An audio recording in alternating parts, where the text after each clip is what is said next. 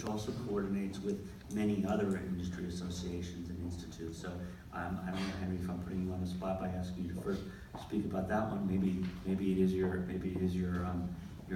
headline, but if you could address these issues as well, that would be great. So Stuart's referencing the industry resilience statement, in which about 40 different organizations joined on signing this broad statement about what we should be doing with respect to resilience in the United States. It is not an industry-specific or an organizational-specific recommendation, but it's very broad so that all the organizations can actually tailor it to their discussion. The purpose for it was to show both Congress and this administration, or all administrations, that the building industry is in fact unified on this particular point. Because we have to talk about it in the total context. We can't talk about it specifically for a building, we have to talk about it for a community. We have to talk about it from the standpoint of not just a single building, but also the infrastructure that serves that building. Not just the utilities, but the roads, all the things that actually make a building operate.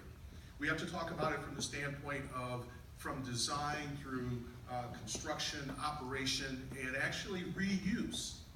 And also, when we demolish buildings, what do we do with the demolished materials? How do we actually use that to our advantage from the standpoint of making sure that we're not becoming more of a hindrance in terms of the resilience of this country? We have to talk about it from the standpoint of what we do with regard to buildings and structures, with regard to facing hazards that we face, natural and man-made. So all of these things have been taken into context in this very broad statement that gives organizations the opportunity to tailor it to their particular use. So I'd also like to talk about one other element, and that's what has the Institute really been doing over the last year or so, and what do we plan to go forward with respect to this issue on resilience?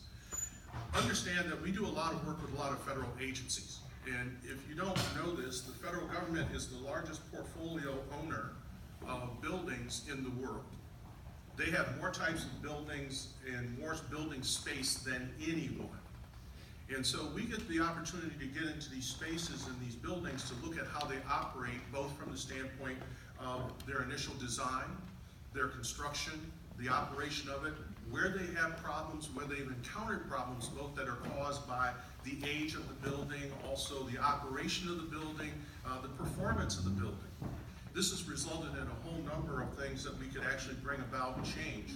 So this last year, we worked with the White House, and there was a conference on resilient building codes, and what did those mean?